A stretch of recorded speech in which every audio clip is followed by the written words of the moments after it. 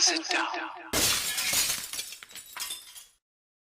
Hello folks, Festa 67's workshop here. Welcome to Legends of Ferrari F1, the die-cast 124 scale model collection from our good old friends over at DeAgostini. Now, if you'd like to grab these for yourself and collect these along with me, head over to their website. There's a clickable link in the description below. And you too can have these in your collection. So what have we got in this week's magazine? We have got the 375 Indianapolis from 1952, driven by Alberto Ascari, folks. A name that envisages memories, isn't it? Enzo Ferrari was determined to participate in the Indianapolis 500, a Formula One World Championship race that both European drivers and constructors tended to avoid. With the support of Luigi Chinetti, 4 375 Indianapolis cars were prepared. Alberto Ascari was the only one to qualify, but a breakdown forced him to abandon the race after completing 40 laps. 40 laps in that torpedo round Indianapolis. Wow, what a legend. And they are lined up on the famous Brickyard. There he is himself. Look how exposed they were back then. Some detail there from Turin to Indianapolis. Going off there, getting absolutely bladdered, as you can see. Stunning looking machine though, isn't she? Look at that, look. But yeah, look at how exposed they were. It's shocking, really, when you think about it. But as I've said before, the mindset was back then, it's far easier or better to get thrown from the car than be in it when it crashes. There's the briefing stats there. That's the Sarah Jane section there, folks. All the nerdy bits. Should be rubbing her hands now, going, whoa, look at all these stats. Frustrated hopes there from Ascari there. Posing there, looking rather splendid. Beautifully elegant cars, though, aren't they? The simplicity yet elegance of them designs. Who have we got here? We've got Stefano Mezza, head of the mechanics who would work on the 375 Indianapolis. That's who the profile is this week, folks. So give these magazines a read. You won't be disappointed. All joking aside, you can find out some really useful information on these. Let's pop this to one side and we'll bring the model in and we'll have a looky-loo at what we got this week. And here she comes, folks. Look at that. Oh, isn't it? Got the Ferrari badge on the side there. Ferrari 375 Indianapolis, Alberto Ascari from 1952, folks. So what we'll do, we'll grab this, take it out of its display case, bring it on the bench and we'll have a looky-loo at what we got.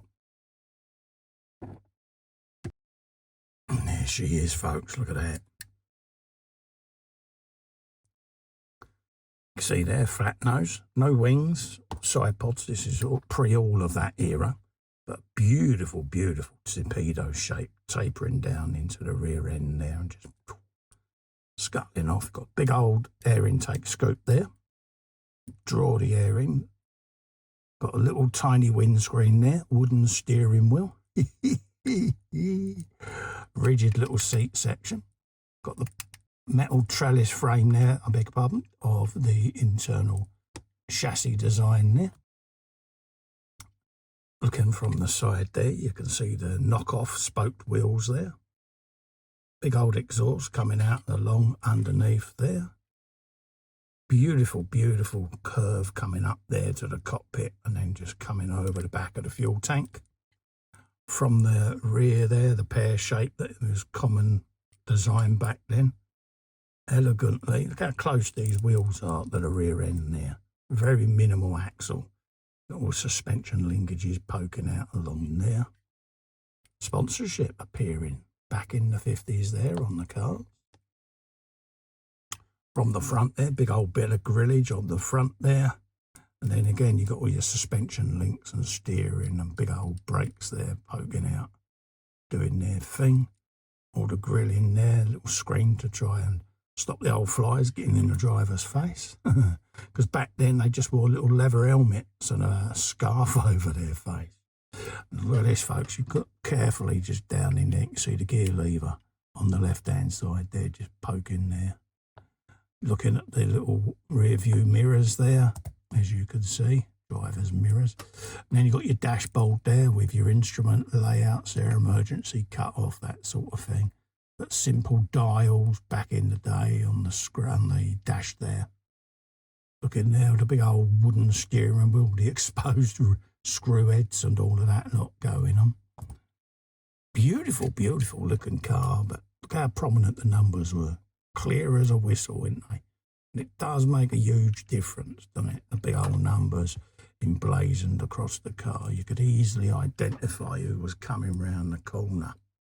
Big old Ferrari brand along there, the special. But yeah, Indianapolis 500, this went round, and I'm looking at this now with its Firestone tyres on, and I'm thinking, my God, the guy should have got a medal just for getting in it. All the grills along the side there to try and keep everything cool. But it's just the simplicity of the design. But you're strapped to the back end of a huge engine. And it's like, yeah, unbelievable.